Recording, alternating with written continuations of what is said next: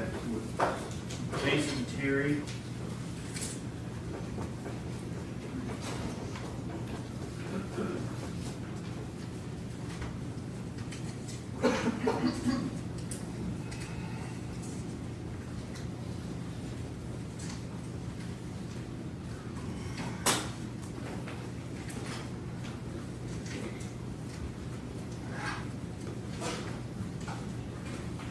Do you swear the testimony you're about to give is the truth, so help you? I do.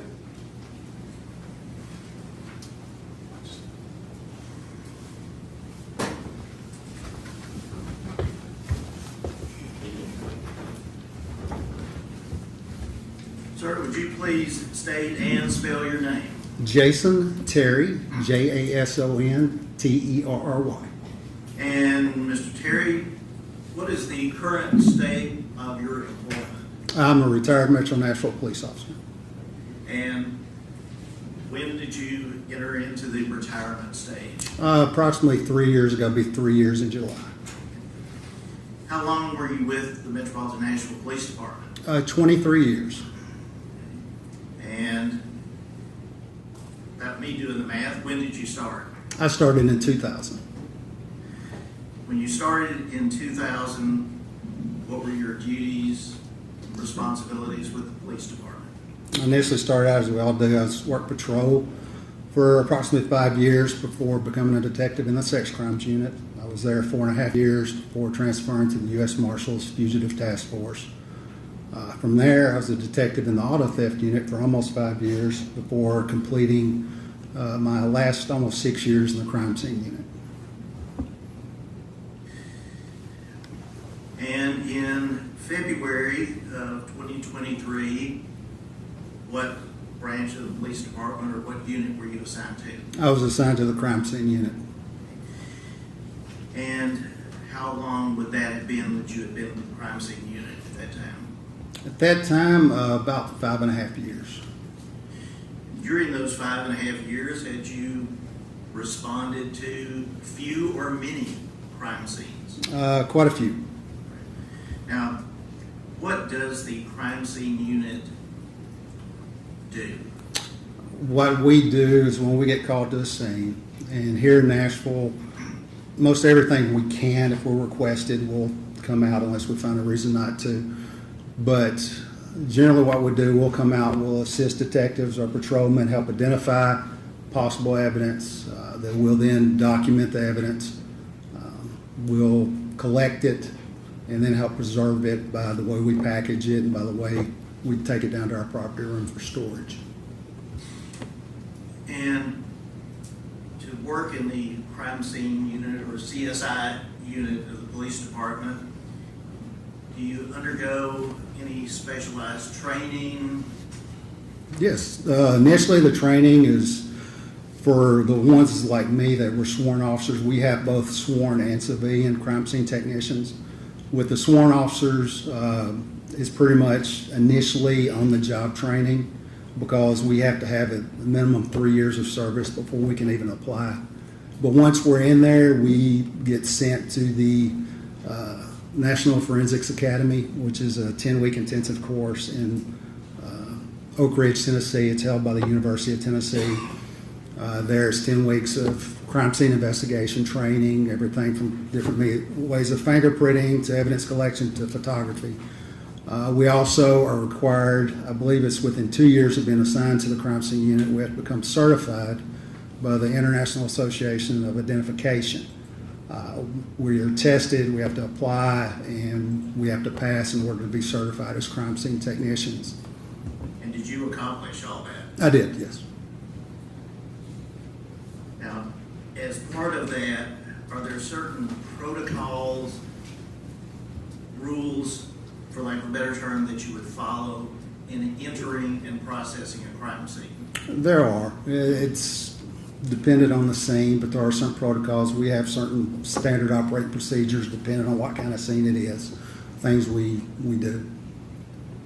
Now, do you as a crime scene investigator always know the facts of what caused it to be a crime scene? We do not. Generally, we depend a lot on the information the detectives give us.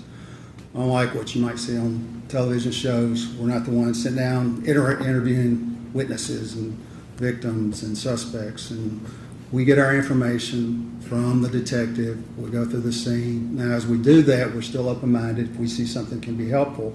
But at the end, that scene belongs to that detective. We're there to assist, and we're more supplemental. And are there some crime scenes that you respond to where it's obvious that an item might have evidentiary value? Yes, it is. A shooting scene and there's a weapon. Yes, sir. Might be something to collect, correct? Yes, sir. On the other hand, respond to a shooting scene, there may be an item that's totally irrelevant. Quite a bit, yes, sir. And would you collect something that you've already realized is totally irrelevant to that crime scene? No. And is that a judgment call that you make in consultation with the lead detective? Right. Generally, the way it goes, the detectives, since they've done the talking to everybody involved, there's a search warrant involved. They're the ones that developed enough probable cause for the search warrant. They know all the context of what's going on. I get caught in code for a scene, help identify certain things. They help put that, whatever you see, into possible context. Now, as a crime scene investigator in 2023, were you wearing body-worn camera? We were assigned them because, like I said, we're a sworn officer, but the basic function of a body-worn camera is your interaction with the public. So we weren't required on scenes or in that because we dealt with officers 99% of the time. So we had body-worn cameras, but we weren't required to have them on at a scene because we weren't interacting with the public. And therefore, you be filming, you're collecting evidence or packaging it, No. doing anything like that? We would not, no. However, when you do go to a crime scene, is it recorded in another method? Photographs? Yeah, that's one of the means we document it. There's several different tools we can use, but the one, almost every crime scene I've ever worked, we photograph the scene. That's our main way we document a scene for future reference. And when you go to a crime scene, would the detectives and or other officers normally be there ahead of you? Yes, of course. And as the crime scene investigator, do you have a protocol or standard operating procedure of how you view and assess the scene on a step-by-step process? Everybody, it probably varies slightly, but yes, I had my own unique process. Like the way I'd write my reports, I'd speak with the detectives, see what they had, see what they required of me. I would then usually maybe walk the scene with them or go through the scene and initially take photographs because that's how the scene was when I arrived. And then after that, I would go back through, depending on what kind of scene it was, and collect any evidence that was observed. Now, are you initially the one who would enter the apartment or the scene first? No. When you were working as a crime scene investigator, Metropolitan Nashville Police Department, in February of 2023, were you requested to come to a location at 1522 Lebanon Pike, Apartment 107? I was. And you recall approximately when and where you were when you received the request? When I received the initial request, I was on a death scene in South Nashville. Because I wasn't off that scene yet, we were running short that night. I believe I talked with Sergeant Chris Dickerson from the homicide unit who was requesting us. Spoke with him just about what they had, what they were needing from us, because if it meant we needed certain equipment that we use, which is only kept at the office, I would have to go from South Nashville to Madison, where our office was, and then go back to Hermitage or there on Lebanon Pike address. Okay. And referencing crime scenes, does the nature of the crime scene and or the request for assistance determine on how many crime scene investigators might go? It can. There are certain specific crime scenes which require a supervisor, even if they're not working, we have to page them out. It's always, I work the midnight shift, 10:30 at night to 7 in the morning. And if you had one of those types of crime scenes, say an officer involved shooting, aggravated assault on an officer, a homicide, which was known to be a homicide at that time, we'd have to do, there's certain protocols we have, and you would have more than one, hopefully, that would come out because there's several different things that you would do more administratively with regards to that scene. And because of the nature of this incident and call, how many individuals from the crime scene unit responded? One, me. And when you left the other South Nashville scene, was there still work going on that one? I don't recall. I believe usually when it's a death scene, non-suspicious death, once the medical examiner who usually calls us out there, I'll clear it with them. Y'all need anything else from me? Once they say they don't need anything else, I'll leave. And did you go directly from that scene to the I did. Linden Road? I did. And you recall approximately what time you arrived at 1522 Lebanon Pike? I believe I originally had the call at 1:35 in the morning, and I arrived there a little after 2 a.m. And were you familiar with that location? Oh. Have you been there previously? Familiar with the location, and I'd actually grown up probably less than a tenth of a mile down the road from that location. So when you arrived, describe what you observed with respect to law enforcement presence. Right, there was multiple law enforcement there, police, different bosses within the homicide unit were there. I said the main point of contact I had was with Chris Dickerson. I arrived on the scene, they identified, Detective Reese has been the lead detective. Initial thing I'll do, I'll get out and immediately write down on what we call an ID work form. It just denotes the date, time. It's usually the initial photograph you were taking, the series of photographs for that scene. I fill that out, and before I even get in, I meet with Detective Reese meets me, take possession of a comforter and a washcloth that were in a double bag trash bag. Note the date and time that I accepted that property, placed it in my van and secured it. Then I'm going into the scene. Once I go into the scene, there's several detectives in the scene. I talk to them, find out again, confirm what exactly they need from me, what exact steps are they looking for. In this case, it was to collect certain items that they identified and to photograph the apartment, which is what I did. Now, I'll ask more about this perhaps later on when we get to the actual physical items, but with respect to receiving that comforter in the plastic trash bag, where did that transfer from Detective Reese to you take place? It was in the parking lot before I walked in. And was Detective Reese therefore already out in the parking lot with the bag? It was, yes. And I believe you said you took it and secured it. Yeah, I did. And did you have a vehicle crime scene investigation? I did. It was a marked Metro Police Department suicide crime scene van. I think they were Chevy 1500s. And did the item or items remain in the vehicle, locked in the vehicle, while you processed the apartment? Yes. No. What did you do initially upon going to apartment 107? Initially, like I do always, I go in, confirm the information from the detectives in there, what they wanted from me. They pointed out the items that they wanted collected.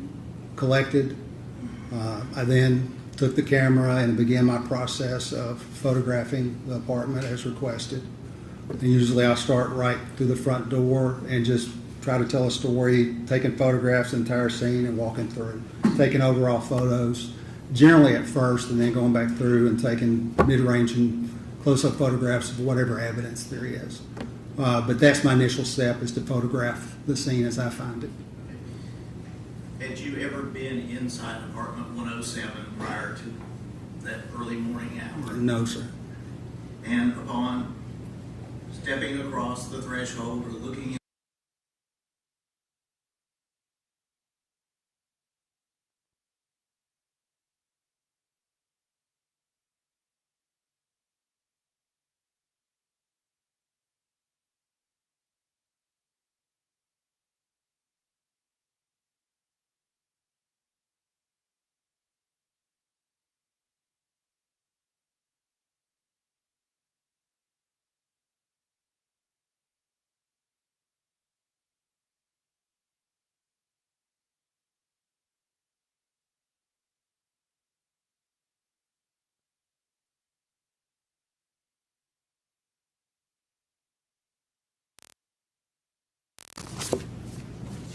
Mr. Terry, do you believe that you will see those before?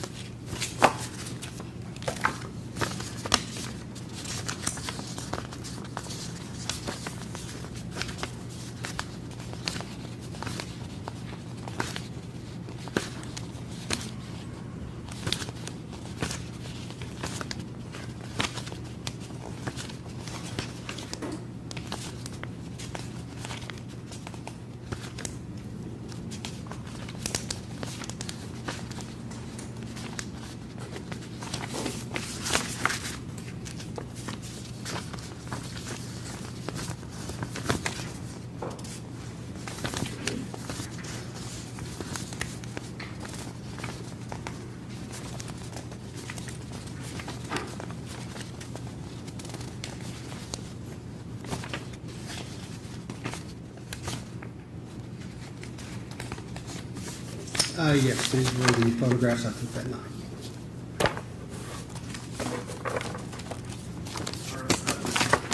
Faithfully request they be introduced as next number exhibit, which is request of the public statement to the jury. Okay. 16.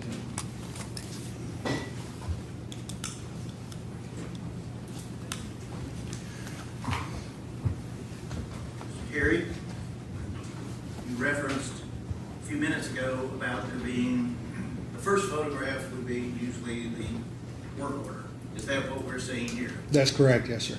And what is the information contained on that document? What it contains is the date and the time the series of photographs begins, the complaint number for that particular incident that I'm out on, what type of call, the 10 code for that victim. I didn't have the Ms. Denning's information at that time, so UAT means unknown. The address where we're at, the scene, and who requested us, along with my name. Now, with respect to the complaint number, I'm sure you may have heard a little about that before, but is that a unique identifying number? It is. A complaint number is specific to each individual incident that the police department gets called to, or they do a report on, or most everything they have to do with.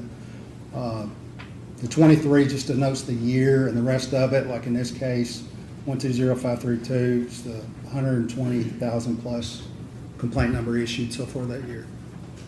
And what, if any, significance does that have with respect to your work as a crime scene investigator and the collection of evidence?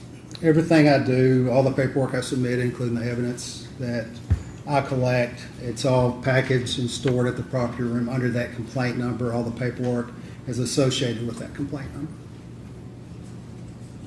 Now, I believe you said earlier that one of the things you do is to speak with the detectives to have an idea of what might be relevant in the nature of the call. Is that correct? That's correct, and that's definitely the complaint number. We always want to make sure we're on the same page, the complaint number they have, because everything they do gets tied into that complaint number too. Just make sure we have the same complaint number. And based upon getting that information, were there items that you were looking for based upon what the detectives had advised you? Yeah, correct, yes. Okay. And I'm going to next photograph, what are we seeing here? This is just the initial external photograph of Miss Denningly of the building. Just a close-up of the sign denoting the building and what apartments are in that building. And if we're standing looking at that 1540 in the apartment, where would the person be who is taking that photograph? Outside. Okay. And it's the parking lot. Yes, correct.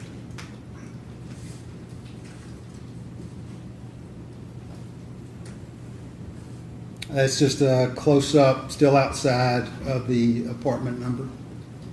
Now, do you recall it was 107 on the first or second? It'd be on the first level, Okay. first floor. Just a photograph of the external door going into the apartment 107.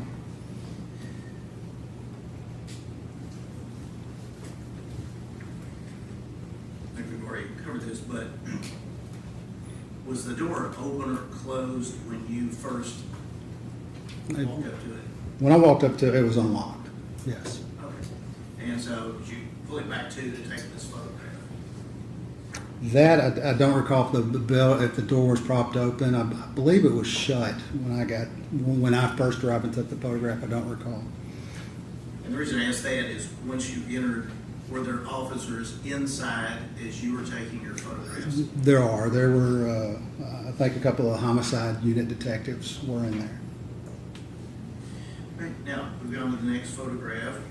What are we seeing and where are we in the apartment? Yeah, this is immediately as you come in the door. The first photograph captures part of the kitchen because the apartment, the way it's set up, you walk directly into the kitchen, the door. So that's the first photograph I take, as if you're walking into the door, this is what I see.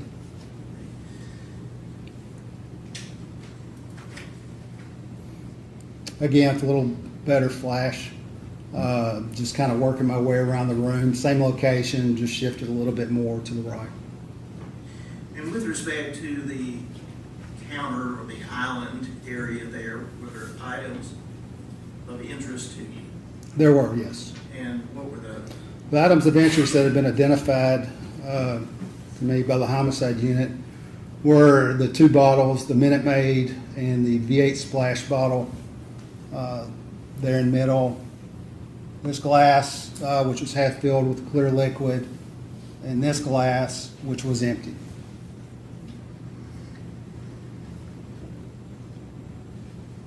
With respect to where that Minute Maid and the other bottle had been before you entered, were you aware where they were located? I was advised that those bottles had been placed on the counter by the homicide unit who had removed them from the refrigerator.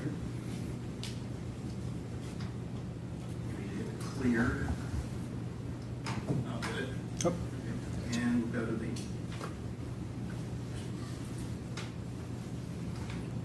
This is just a photograph of the island at the center of everything. And when I asked a few minutes ago if there were homicide detectives inside Yes. while you were working, There's one of them there to the right.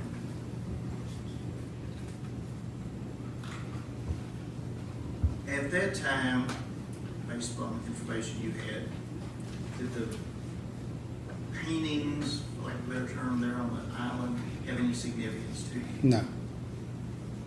Did you consider them to be evidentiary matters to be collected? Not from the information I had at that time, or just from looking at it, I didn't see anything of value. Move on. And in this, again, as you're saying, you're panning or taking views from different angles, is that correct? Yeah, it's just where I stand in the same spot initially, and I'll just kind of slice the room up like a pie and just go around from one corner to the other corner. And you made pie, or said the word pie, that made me think, did you see any food? There was on top of the stove and the pan, there were cookies, baked cookies. Did you notice any security camera surveillance inside the apartment? Now, I direct your attention to where Detective Mathis. Yeah, I had to think that for the second. Just, yeah, right there in the corner, right there. Right next to Detective Mathis's right elbow. Could you circle that? Sure.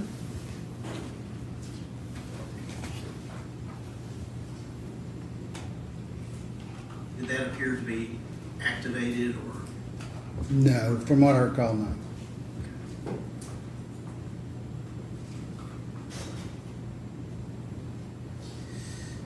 Reference the cookies. Yes. Are they in this photograph? If you could circle. Sure. And to the right of the cookies, did that also appear to be food items? It did. I don't recall looking inside. There, right there, the Tupperware containers. And again, with the same sort of question, did those have any evidentiary value with respect to anything that you knew about this case? No, sir.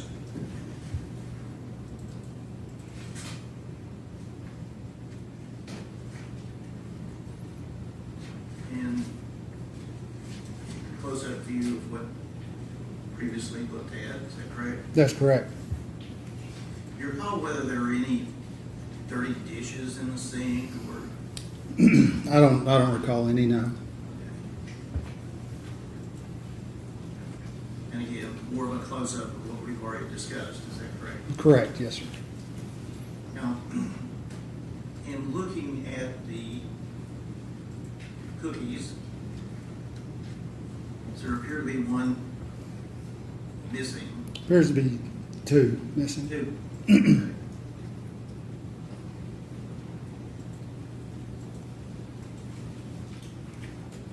And where is this? And is this still Detective Mathis in the background? It is. This just shows just down from there the position of where the trash can was in relation to the rest of the kitchen. It just shows a more complete photograph of the kitchen.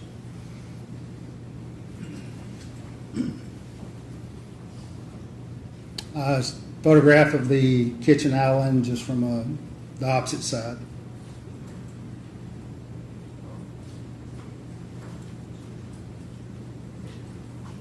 Close-up of the glass that was identified to me by the homicide unit and the clear liquid inside.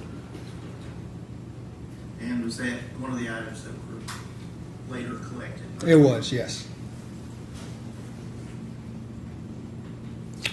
This photograph of the Minute Maid bottle and the V8 splash bottle, again, that had been identified by the homicide unit as things they wish collected.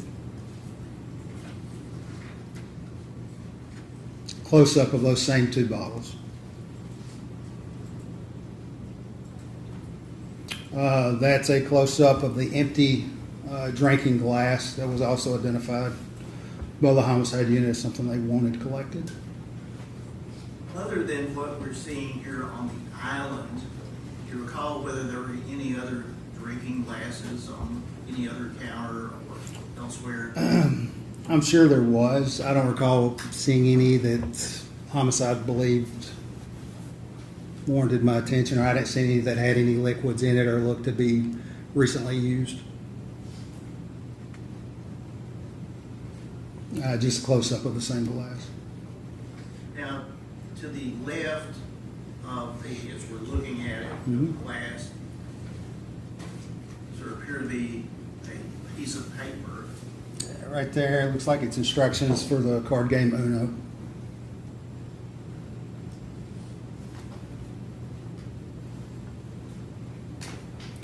It's just an overall shot of the living room area.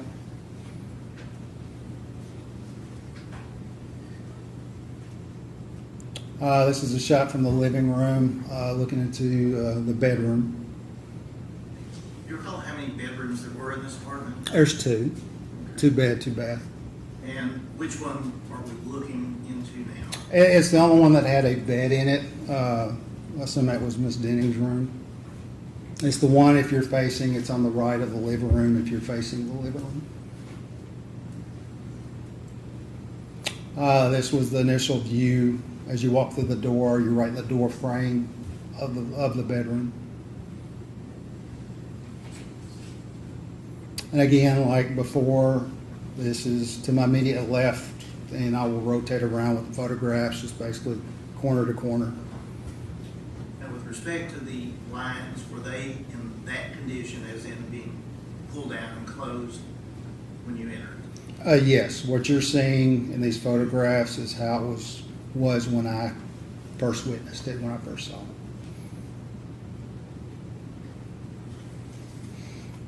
Again, just the opposite corner, showing part of the bed and the window.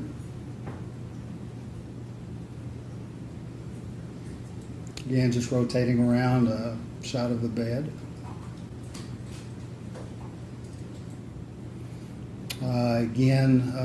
Rotating around to the opposite corner and showing the door to the walk-in closet. With respect to the glass, the drinking utensil there on the end table, did that have any significance? No. And in fact, did you collect anything from the bedroom? No, the only thing I collected was there on the island, per what homicide instructed and what they wanted.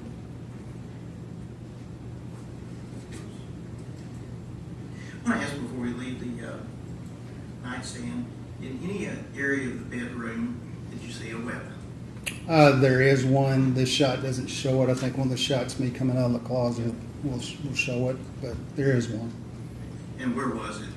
Like I said, you can't see it, but you'll see it in a different photograph. It's right in there. It's a pistol in the holster. You'll see the top end of it. I believe we will, as you say, get to it in a moment. Yes, I think it's the series after I photograph in the closet, turn back around and take more photographs.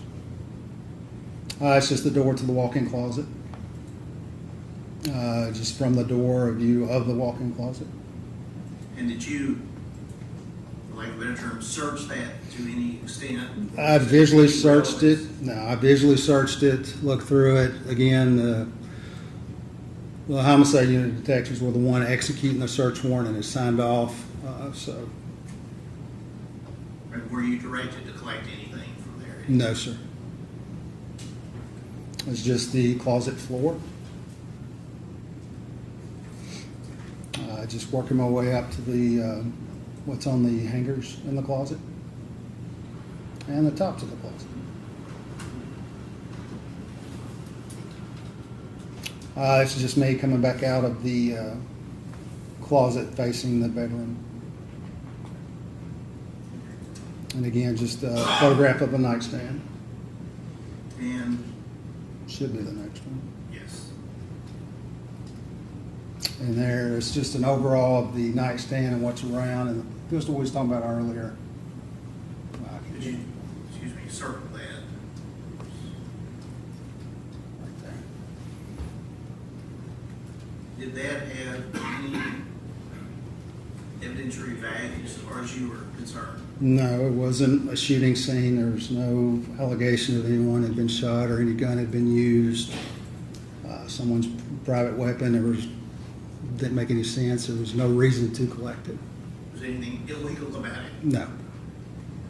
Now, the item, see an item, I guess it would be in the photograph down, Mhm. white straps. Mm-hmm. What was that, you know? I believe it was a Apple Watch or an Apple-esque type watch. And again, at that time, based upon information, did it have any evidentiary value as far as being collected? No, nothing was said to me, no. Now, the bottle with the yellow top, Mm-hmm. you recall what that was? It was a supplement. I don't remember exactly what the supplement was off the top of my head. And the item to the right of the yellow top bottle? Looks to be a candle next to a half-eaten package of peanut butter M&Ms, a Sharpie pen, and an adapter.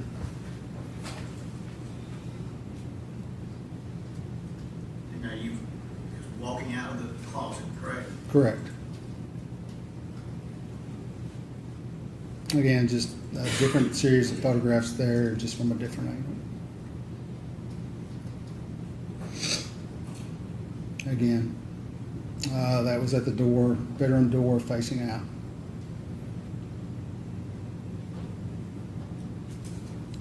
Just to the left, before you walk out, there's a door on the left. That was the bathroom in the bedroom. That's what this is. Recall how many bathrooms there were? 2. So this is the one off the, One off the, what they would call the master bedroom, yes. Just as you walk through the door, just a photograph of the tub and the initial photographs of the bathroom. and appeared to be anything out of the ordinary in the bathroom. No, not at all.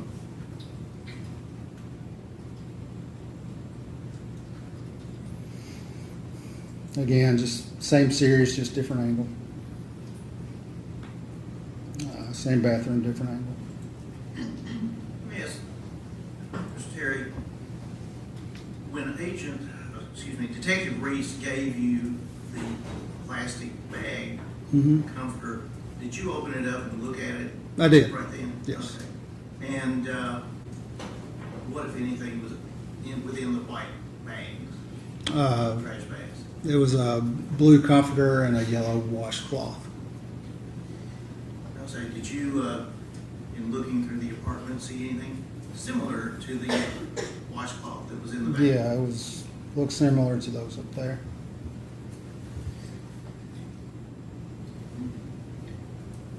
Move on. Just close up of the sink in that same bathroom. Again, anything strike you as being unusual or No, just evidence? it's spotless, but very clean. That's the only thing.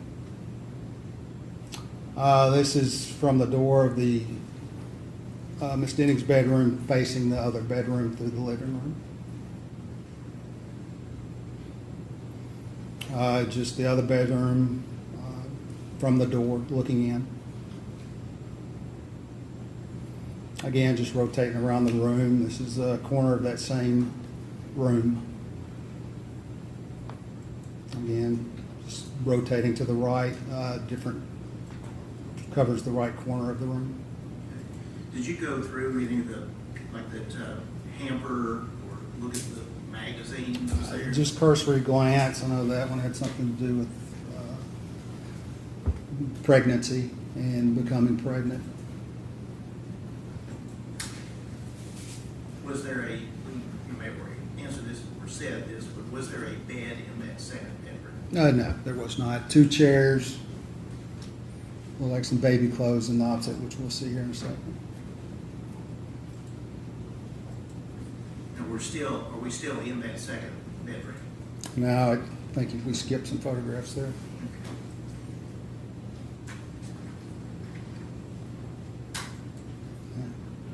Because this is facing the bedroom from inside the walk-in closet attached to the second bedroom. So did you spend any great significant amount of time in that second?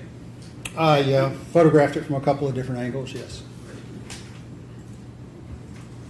There we go. Photograph from inside the closet, or from the door leading into the attached walk-in closet.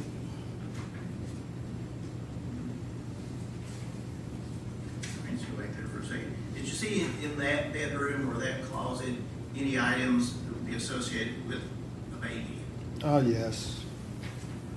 You have a couple of baby odors. I think that was a walker. When you'll see on additional photographs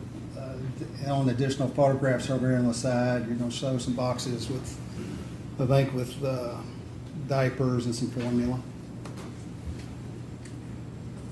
It's just the The bathroom attached to the second bedroom and the second walk-in closet.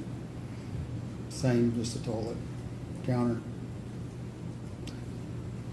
The walk-in closet, again, just showing what's on the top shelf. okay. I believe you referenced Pampers or those. Yeah, there's some Pampers over here.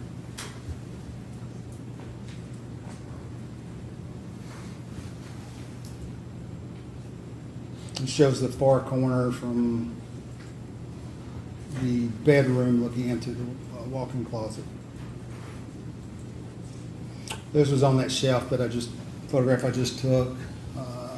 You got some wipes, some formula, diapers, different items relating to child care, infant care.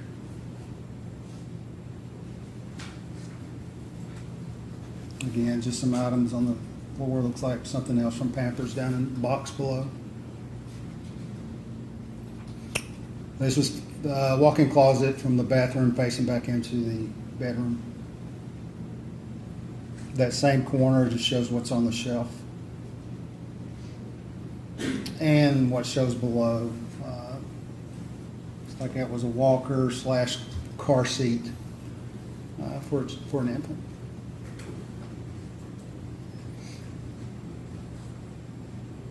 Just more of a close-up view of those same two walkers and baby carrier seat. Did you look in any of those tubs or the ice chest? I did not know.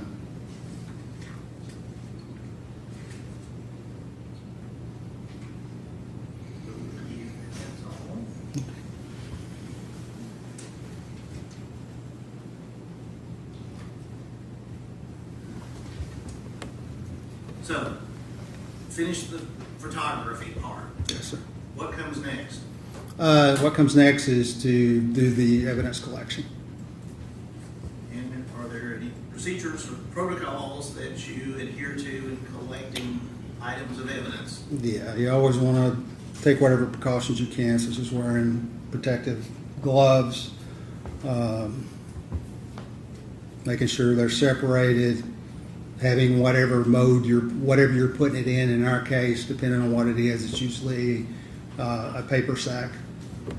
So have that available. And did you follow that process and procedure in this case? I did.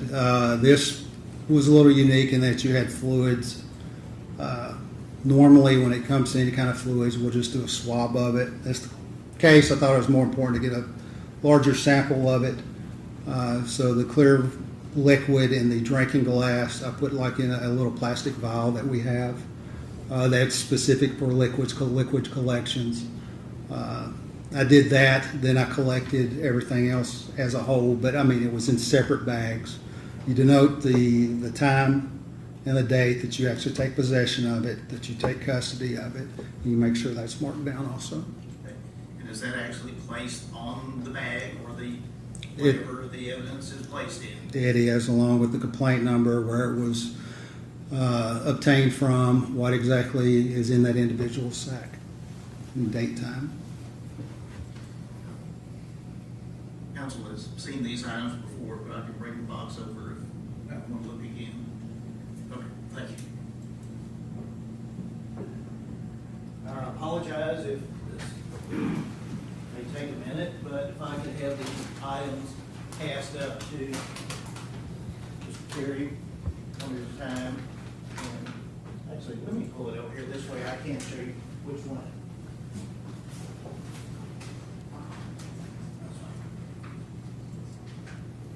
Particular order.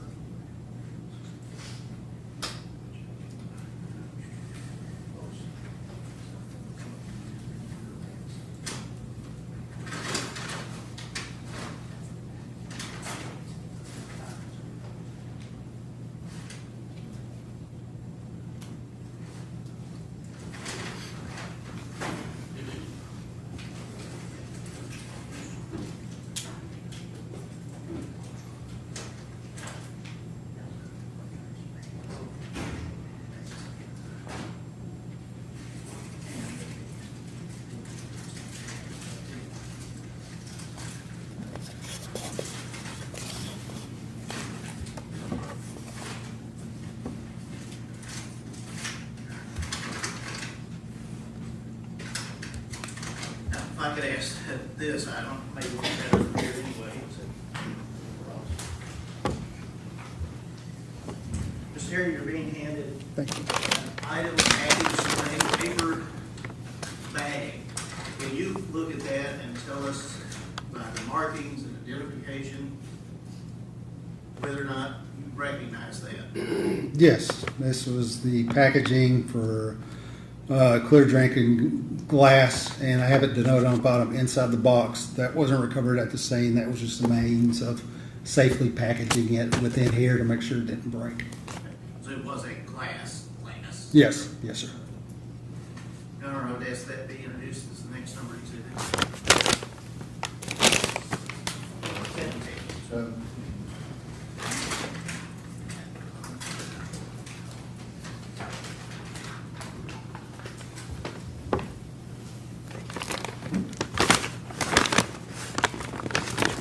This is the glass that previously held the liquid.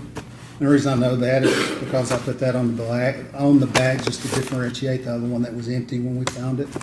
One thing I didn't talk about earlier is the way we know is, again, complaint number, type of call them out on, the address where it's recovered, date and time it's recovered, and exactly what's inside the box. This tape is done by the lab, so is that, but the initial tape is called integrity tape to make sure no one has opened this after I sealed it. The way you know that is from the integrity tape, plus I put my initials and the date that I sealed this. Your Honor, would that be exhibit 18?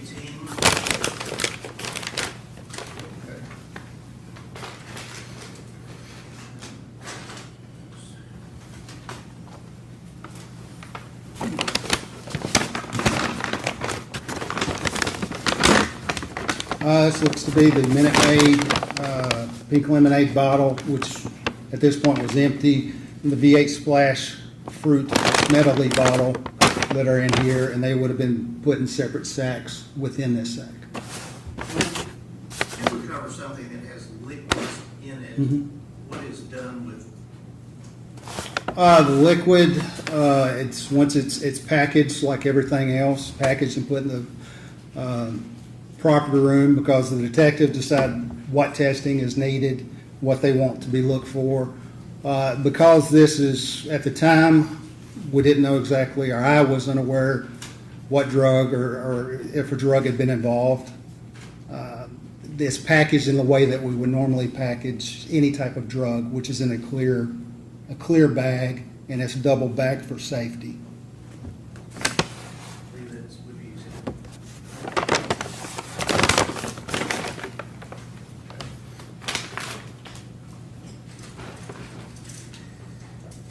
Yes, these three can do them individually, but save you.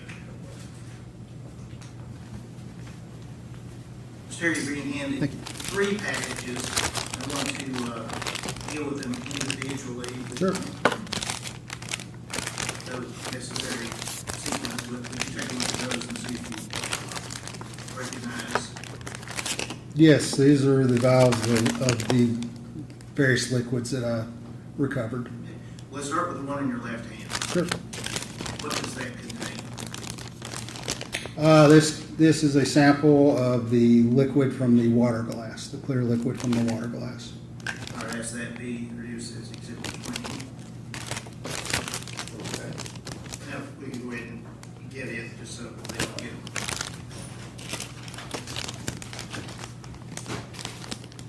And the next one. This is the sample I collected from the V8 Splash bottle. Does it contain the appropriate markings and identification? It does, like the other bags. These bags are specific where they were basically, to open one of these, you basically have to disintegrate it. I mean, it rips open. It's not a clean rip. So when we seal it, we still put our initials on the back just to show that when it was sealed. All right, ask that be introduced as exhibit 21. Okay. And then the third. Third one is a sample of the liquid collected from the Minute Maid bottle. Same identification, same complaint number? Same identification, same complaint number, same information. My name's on it, definitely my handwriting, and initials on the back. Okay.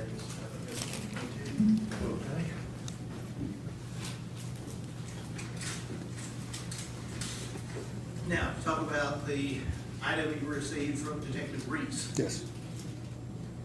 Did you process that, or you said you looked at it, saw like a comforter and a washcloth? Did you process it with respect to packaging, repackaging there at the scene?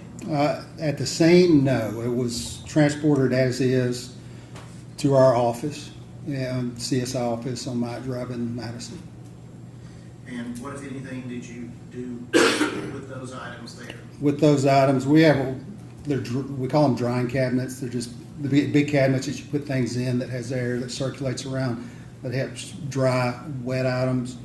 Because, from my understanding, there had been substance on the comforter. I placed it inside the drying cabinet to ensure it was dry, because if you turn in articles of cloth or most anything and you package it wet, it can mildew and mold over time, which can compromise and contaminate evidence. And with respect to the trash bags? Those are packaged separately. They came with the comforter and are packaged separately. If I could ask this item, the next witness.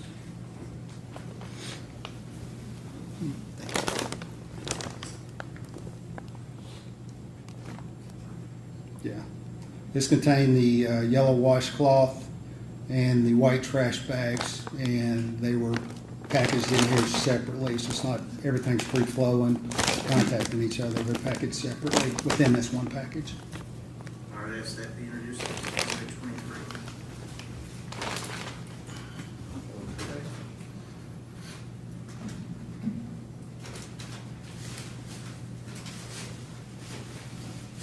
23. And work my way around with this item. I'm not approach one. Okay.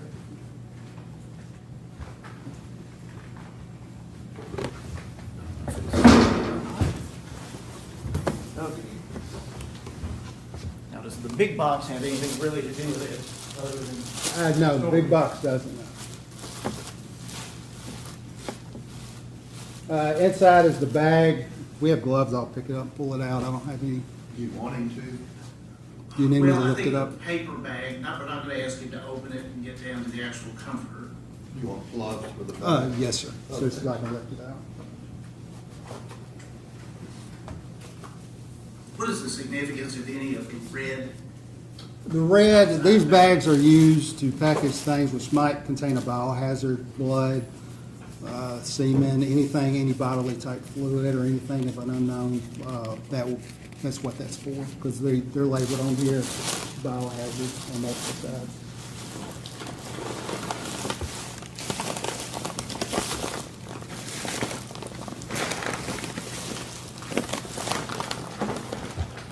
This is the bag and where we place the comforter for packaging, just due to its size.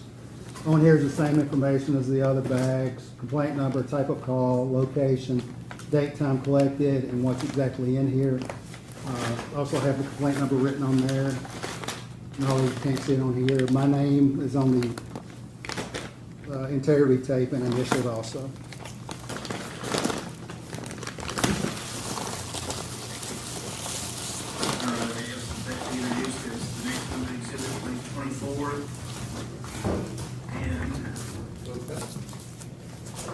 Council has no objection, except the outside box has no relevance, but might leave it in that for the sake of. Thank you. First.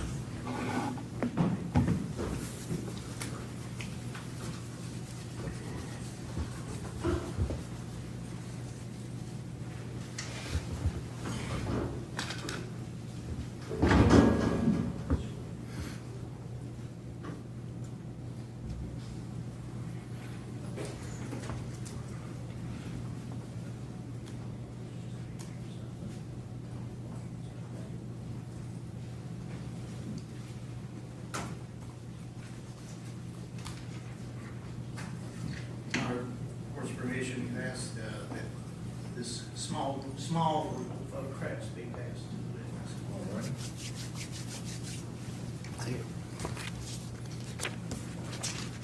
Sherry, if you just take a look at those and correspond to the markings and labels on the comforter and trash bag exhibit that you previously discussed?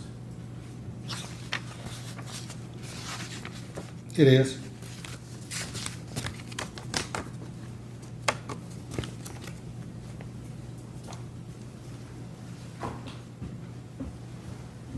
Or if I could just, You need the hard copy? just, yes, just to put these on, Okay. if I could publish these briefly.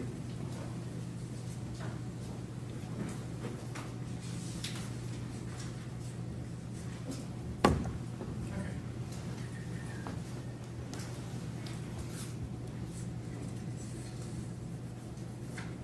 So what is this photograph of? It's a photograph of that same bag I just showed you, containing the blue comforter. Of the markings on the bag? Yes. This, the, Yeah, that's just something placed on there by our property room. Basically, the information provided on here is the same thing that I place on that entered into the property sheet that accompanies the property. can I ask you about the property room? You talked about a drying cabinet at the Myatt Drive, Mhm. your office. Yes. What is and where is the property room? Property is behind the East Precinct off Trinity Lane, huge building behind there. And is it what it? It is sounds what like? it says. It's not manned 24 hours, and on our shift, working midnight, they have an officer's, what they call an officer's workroom that contains various and numerous lockers of various sizes that we can store the recovered property in and lock it up, and they're the only ones that have keys to the locks. And does the property then remain there until it's needed, either to be sent for examination or court? Yes, that is where it stays. It's just a photograph again, the labeling of the comforter.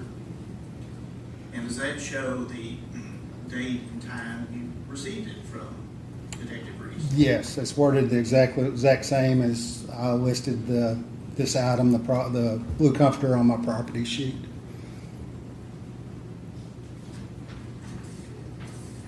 And then photograph of the outside of the trash bag that's previously been introduced, is that correct? That is correct, yes, sir.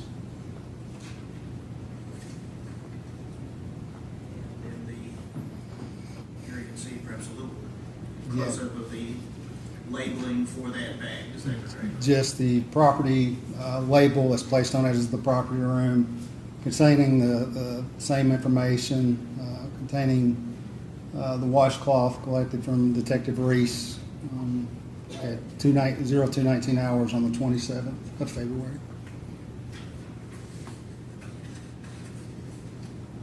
I wonder if I could return these to clerk as the next numbered exhibit 25.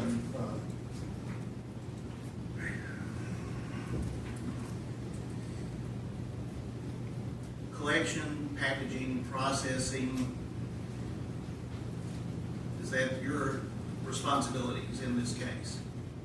Collecting and packaging, yes, I do not.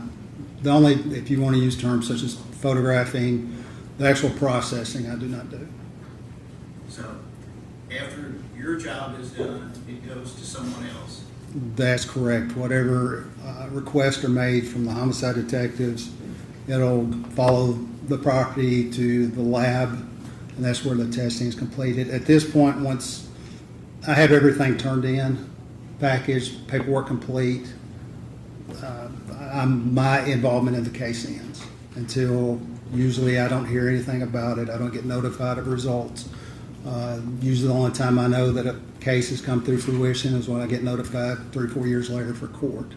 And that's where I learn the result of the testing and anything like that. But as soon as this part of it is done for me, that's my involvement is over. You're on to the next call. Yes, sir. One thing I wanted to ask about, we went through a lot of photographs of that apartment. Mm-hmm. 2-bedroom, 2-bath. Throughout looking and photographing that apartment, Did you see any alcoholic beverage I did not, no. or any alcoholic beverage containers? No, sir. Did you see anything of drugs, any? I don't recall. There, I can't remember if there was no, I don't believe so. No, I was fixing to say I can't remember if there was a pill bottle on the nightstand or not.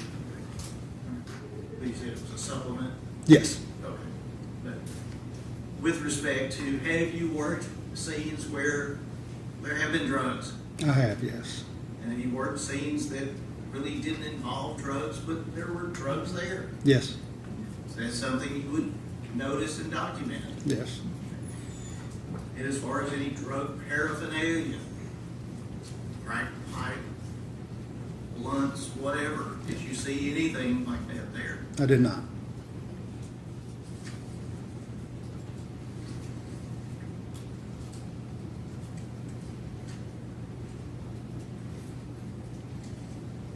Yeah, no, sir. Okay.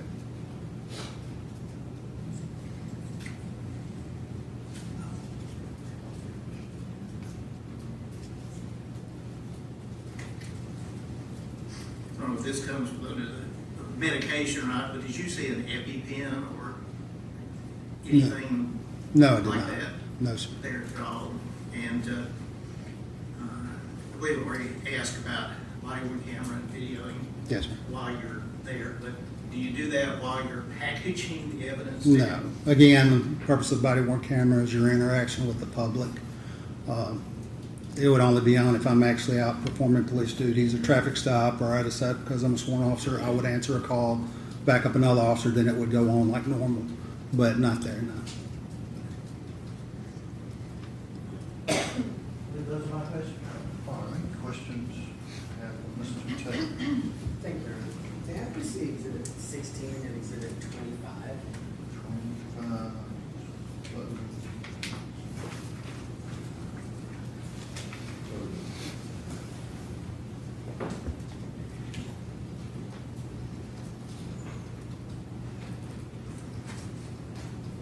Good morning. Is Officer Terry still the appropriate? Mr. Terry, Jason, either or is fine. Okay. So, I'm going to say Officer Terry because it still feels appropriate here in this Yes, sir. setting. Yes, sir. Officer Terry, you clearly have a lot of experience as a trained officer doing these kind of investigations. Fair? Yeah, based upon the information that's provided to me, yes. Sure, you're provided information and then you're trained to execute on that information in as thorough a manner as possible, right? We try, yes. And part of that is to gather anything that might be potential evidence, right? Based on the information we have, yes. Sure. Yeah, And this is particularly true when we know it's a very serious case, right? potentially, yes. And at this point in time, in this case, you had been communicating with Detective Reese, who's a homicide detective, right? Yeah, and I talked with Sergeant Dickerson from homicide. Who's also from homicide. Yes. So you knew that this was potentially a homicide investigation. Potentially, yes. Just due to the, yes. They were treating it as if it might be a homicide investigation. Is that fair? Yes. Usually homicide doesn't get involved if this is something that might not be treated as a homicide investigation. Is that fair? Not necessarily. If it's something of importance, of something they need, the homicide guys are generally considered the best detectives around. They will, something an unknown such as this, initially, it can go to them, yes. But the information you have is that they were concerned about it being a poisoning. Is that? Possible ingestion of poison, or in this case, a drug. That might have been something like a homicide, right? It could have been, yes. So in that situation, everybody's kind of trying to do their absolute best job, right? Yes. Preserve the most evidence possible. Preserve what we can, yes. And so that information that you had was, we look for anything that could be related to potential poisoning, right? Based on, yes, what homicide detectives have told me. And of course, you're taking directive from Detective Reese is it Sergeant or Lieutenant Dickerson? I don't know what his rank is now. Right. Chris Dickerson, Thank right? you. Yes, sir. Okay. So we're taking directive from those two in terms of what you should be focusing on. Right, correct. And obviously, if you see something that sticks out to you, you're going to collect that as well.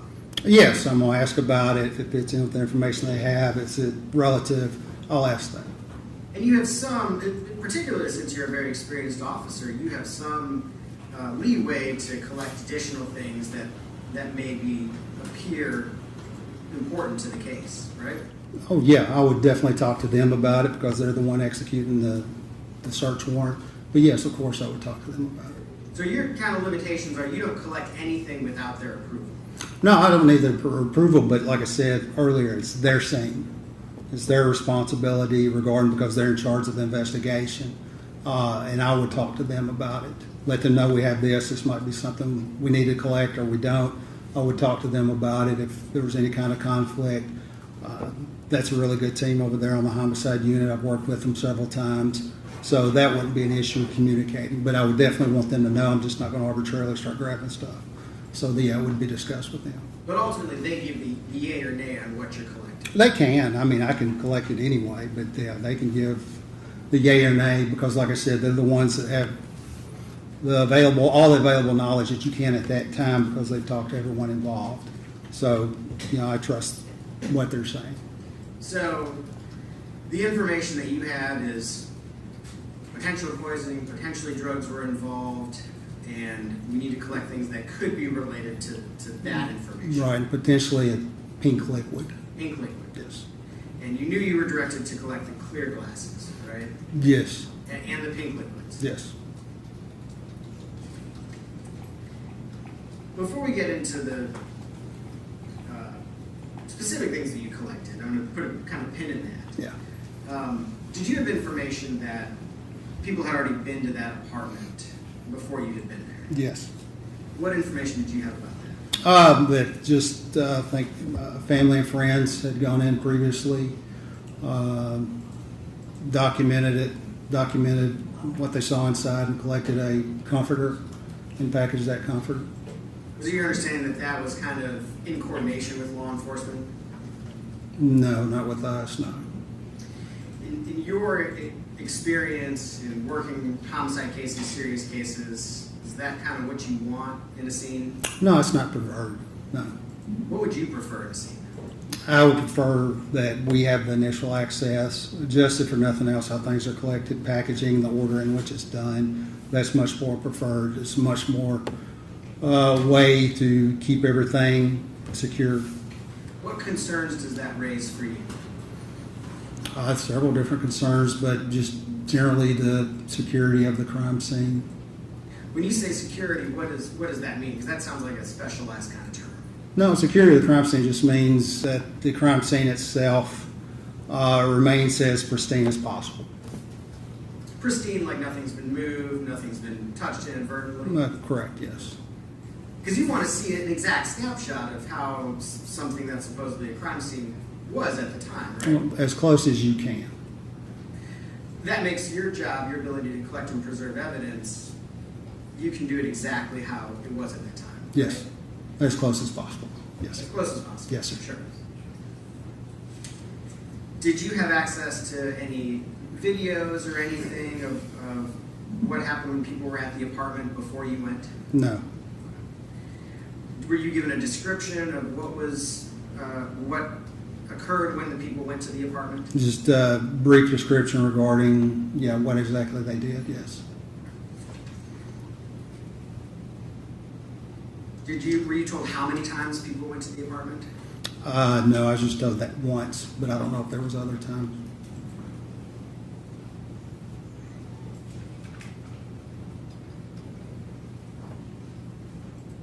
If you were processing the comforter, which we know was removed prior to your presence, how would you have handled the comforter?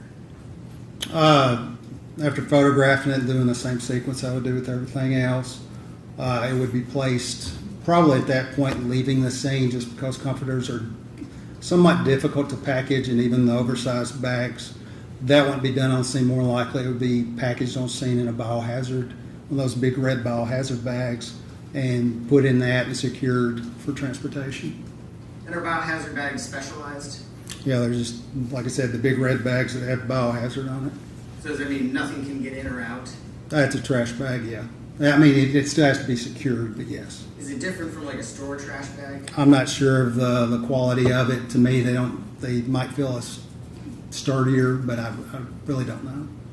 Is it closed fully, like you tie it fully off? You have to tie it fully off, yes. And that's your protocol? Yes. Well, yeah, that's what I would do. You then put it inside of like a paper bag that's sealed? Well, no, not for transport. I would just put it inside there, and generally, depending on the possible biohazard, and if there's a lot of liquid, if not, I will place it on some butcher paper that I kept inside the van, or absent the butcher paper, use some of those the evidence bags, lay that down and set it on top of there. If there was any kind of biological material like chunks of vomit, to be blunt, Yeah. is that something you would collect independently? No. That you just leave that on the comforter? I would leave that. At best, I might do a swab just to be on the safe side, but that would lay us down the comforter.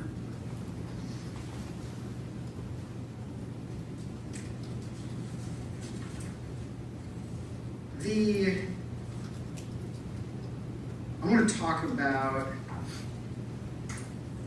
Your Honor, permission to publish photographs from Exhibit 16 to the rules. I want to ask you a few questions about some of the photographs that you took. Yes, sir.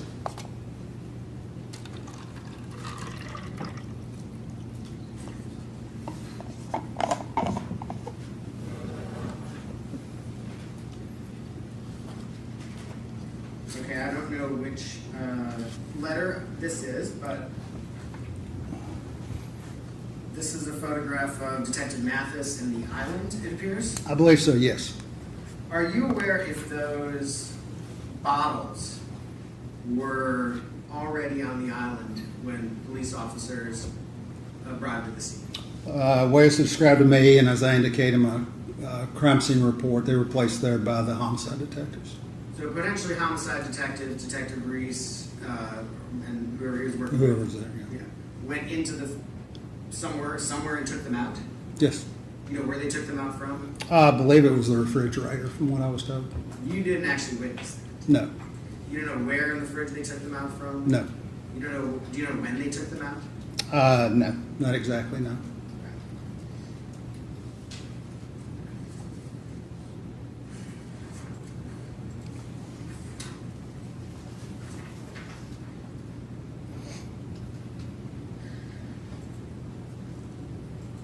You indicated you did not take samples of any of these food items. Is that No, right? I did not. So we didn't take samples of these cookies. Is that right? Oh, yes, sir, that's correct. Do we know what's inside this bowl right here? And this is a photograph, a close-up photograph of the food. Yeah, I believe from looking on the outside it was gravy. I think the other one had some noodle-ish type thing in it, I believe, if I remember correctly. If we had information in this trial that this was a chicken alfredo dinner, is it possible that was Alfredo sauce? Yeah, it was possible, yes. But you did not take a sample of the Alfredo sauce. I did not know. And you did not take a sample of what looks like it could be spaghetti in here? No, I did not. And do you know what's inside these foil packs? I don't recall. I'm thinking breadsticks, but I can't specifically recall. So in a case that is potentially a poisoning case, none of the food items were collected. No, And that means, so far as you know, none of the food items were tested, right? they were not, no. And that was a decision that Detective Reese made? Well, collectively, they said, based on the information, the pink liquid being talked about, that they identified these liquids as what they want to collect. At any point in time, did you have a discussion with Detective Reese and say, out of an abundance of caution, maybe we should collect a little bit of this? I don't recall having that conversation, no.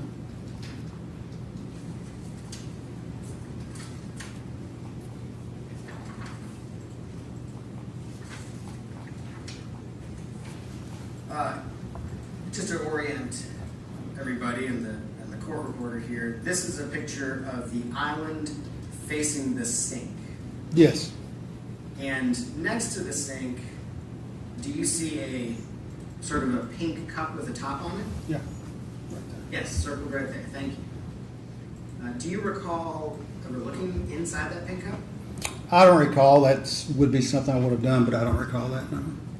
And my understanding is you did not collect that pink cup. I did not know.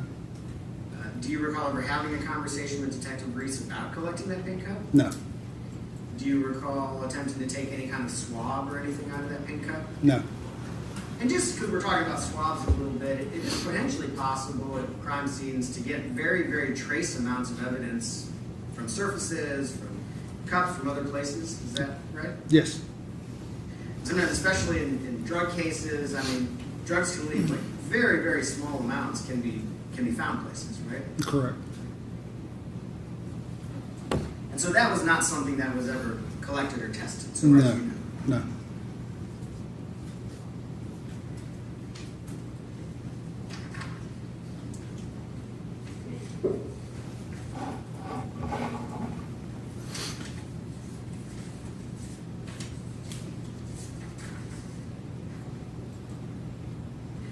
And this, to orient everybody, this is the picture kind of the bed and the nightstand. Is that right? Oh, yes, sir. And on the nightstand, I think it was mentioned earlier, there is another cup, right? That's correct. Do you remember ever looking or investigating the cup specifically? Yeah, I don't believe there was anything inside.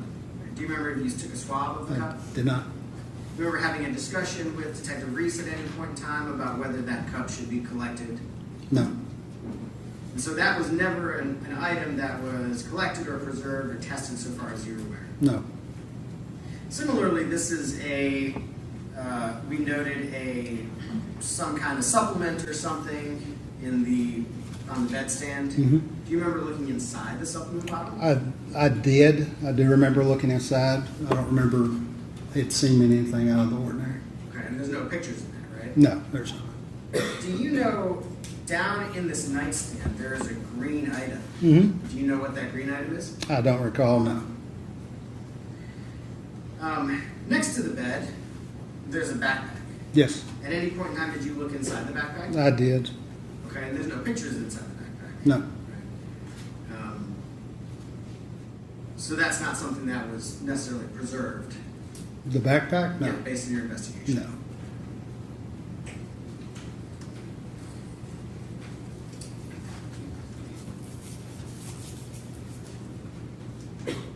This window, and this is in the bedroom picture of the window.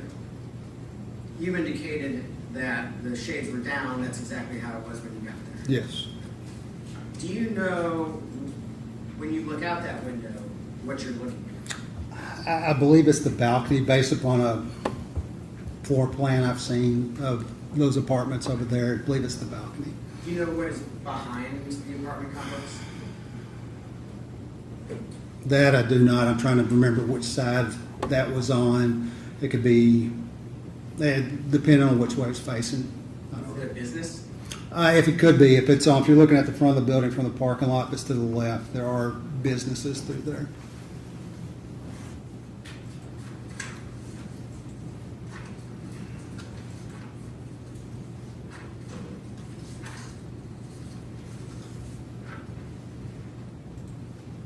This photograph of the closet,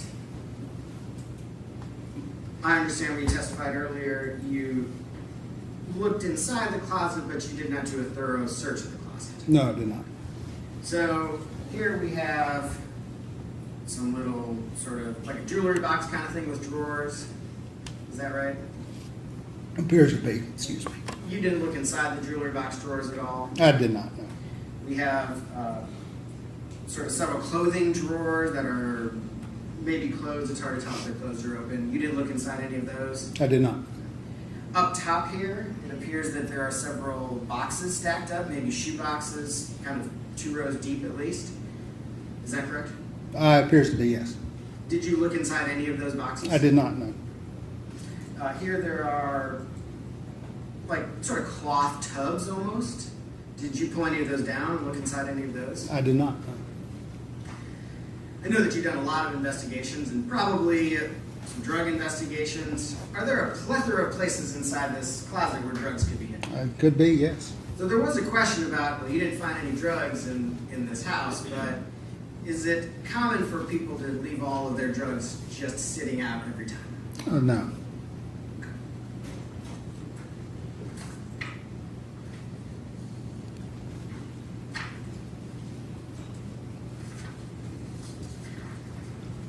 And this is a better picture of all the boxes that are up there, shoe boxes and stuff. Yes, sir. Just to confirm, you didn't pull down and look at any of those, right? I did not.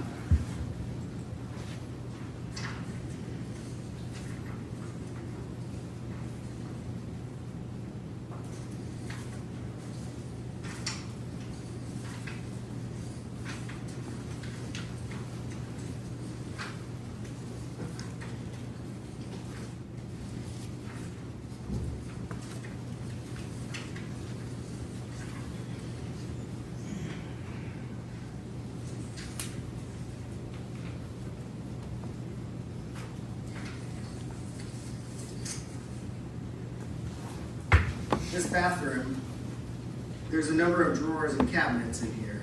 Is that right? Yes. I didn't notice any pictures inside any of the drawers or cabinets. Did you look inside there? Yes, that would be normal. Open the drawer or open the bottom. Yes. Was there anything like a medicine cabinet or anywhere inside there? No.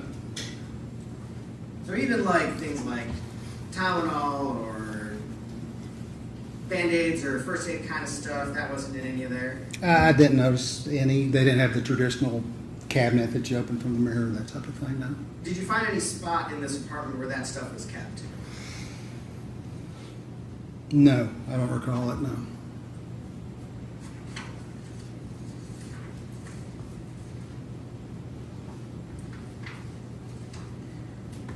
And here, and I think this is just a different angle, here we have like a cooler and some tubs, right? Yes, sir. And you didn't look at any of those, did you? No, so, I mean, the one on top, it was open, but other than that, no.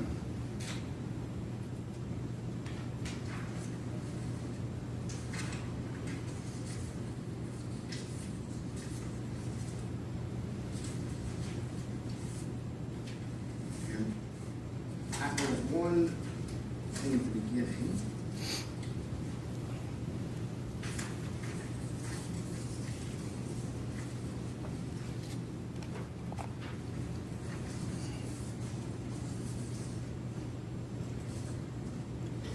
I've got no exhibit pictures I flipped around. This is the picture in the kitchen facing Detective Mathis. Yes, sir. Okay?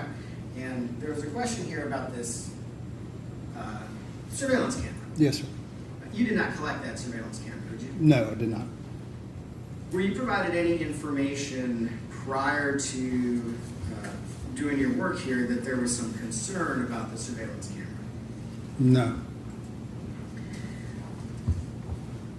As part of your job as a crime scene investigator, do you occasionally have an opportunity to take fingerprint samples? Yes. And what does that process kind of entail? Fingerprint samples involve just, like I said, it's fingerprint powder on the surface, depending on the surface. Seeing if there's any ridges and details, and then lifting them with lift tape. And you can't always get fingerprints from every surface, right? Oh, no, sir. No, sir. Sometimes, I mean, it looks like that in TV shows a lot, but it's often very tough, isn't it? Correct, yes, sir.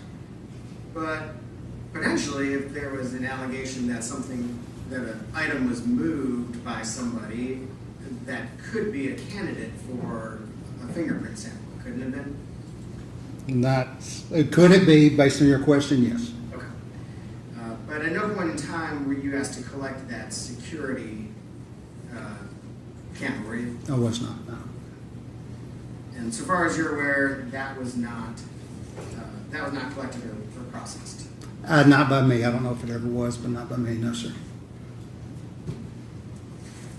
I think I can straighten out our exhibits. One second, I have another couple of questions for you. Yes, sir.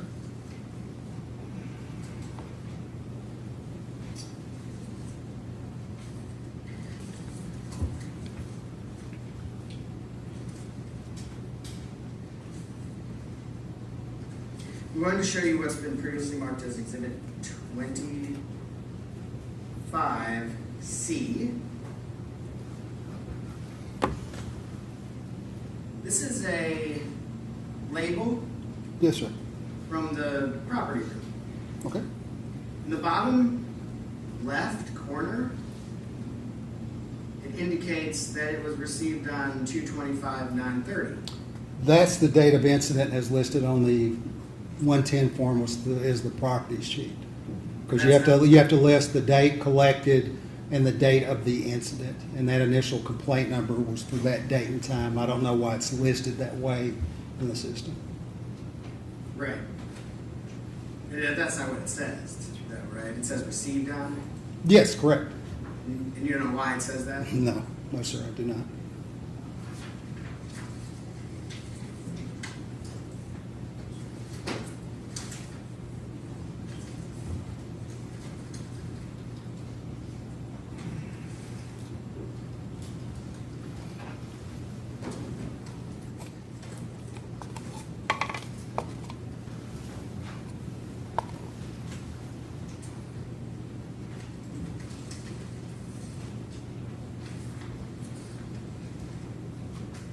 Your Honor, I think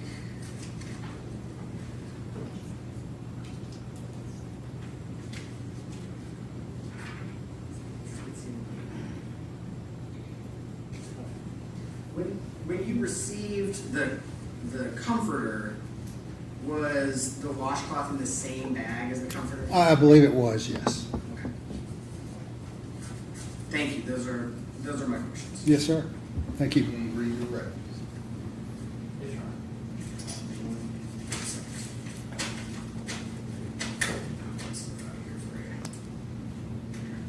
Do you need this?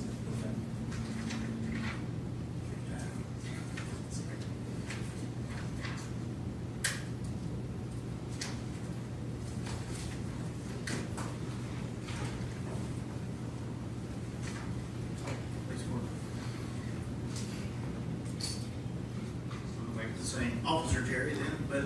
Yes, sir. or Mr. Terry, with respect to was the washcloth then tucked in with the comforter? I believe so. I mean, I could see it in there, so I knew it was in there. Counsel asked about the collection of evidence and you're trying to do your best job, correct? Yes, sir. And wearing gloves is one of the main things, correct? Yes, sir. In collecting evidence. Yes, sir.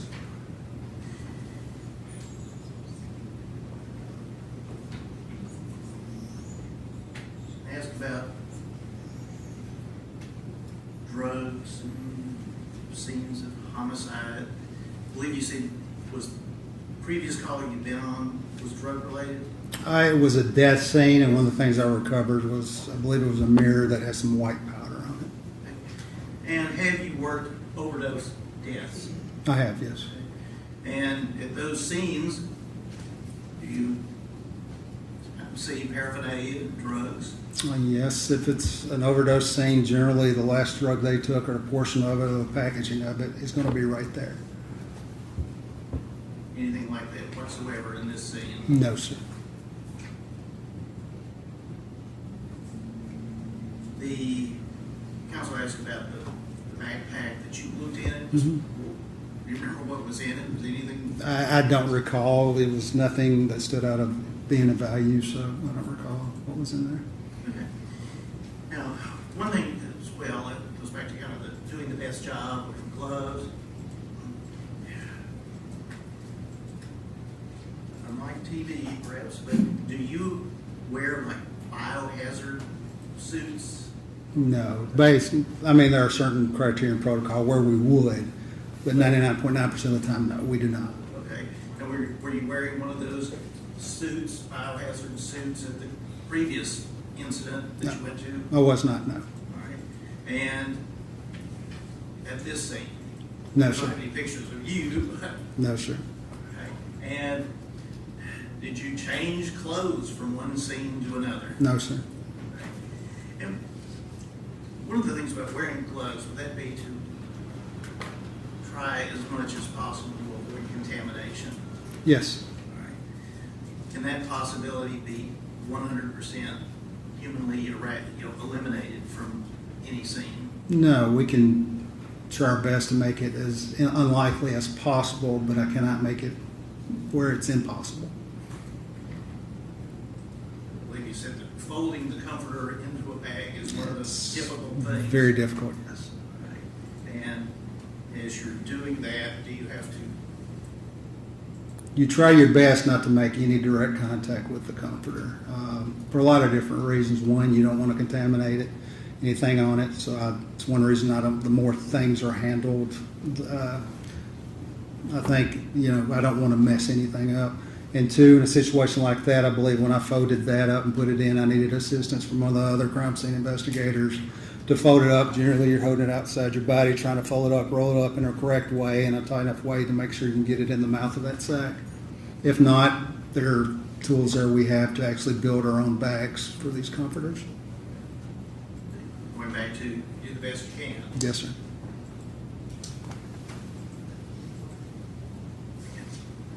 That's my question. Any other questions? Yes, yes, thank you. I know that this is not like everyone's wearing a biohazard suit for your part of this, but you were aware the scene was contaminated before you even got there, right? Well, it depends. What's your definition of contaminated? Well, it was in one of the detective's reports. I think that's his word. That's which detective, and that's a term. Somebody just being inside to collect an article does not automatically mean contaminated scene. You look up any definition of crime scene contamination, if you can find one, and most everything in there has to deal with unintended transferring of physical or biological to a scene, or the unintended alteration of a scene. Their act was purposeful. It was as the best way they knew how because they thought it was their only option. You don't know if contamination occurred, do you? I do not know, but you can't. That in of itself does not automatically. Somebody's presence there does not automatically go. That's contamination. Gotcha. But it could have been. Could have, yes. And the chances increase when there's civilians coming around the scene, right? Civilians, first responders, basically medical examiners, anybody who goes in that scene has a potential. Yes. And this was not a case where we believe that someone was shooting up. We had information someone was shooting up drugs, and there were needles and a bunch of drugs laying out. That wasn't the allegations, right? No. So you would have expected to find a bunch of needles and drugs laying around on the floor, right? Well, if it was drug related or drug poisoning, I would expect. If it was self-administered, I would expect some paraphernalia, a baggie or something, to be there. And that's not what you were investigating at that time. No, at that time, there were a lot of unknowns, suspicious. I believe all I knew at that time was pinkish liquid, the phone conversation that was had between Miss Denny and her friend, and that she was transported on life support. Believed it was poison, in this case a drug. That's why I labeled it as a possible unknown drug on the vials I collected. That was the extent. And despite all those unknowns, there were still at least 2 cups you didn't collect, right? Yes. And several items of food that you didn't collect, right? But collect some samples. Yeah. And the only reason I correct that, our partner will not accept food products in that sense. But yes, you're But correct. Despite those Yes, unknowns, sir. there Yes, were sir. at least some food samples you didn't collect. Sure. Yes, sir. Any other questions? No. All right. Thank you, sir. Thank you, sir.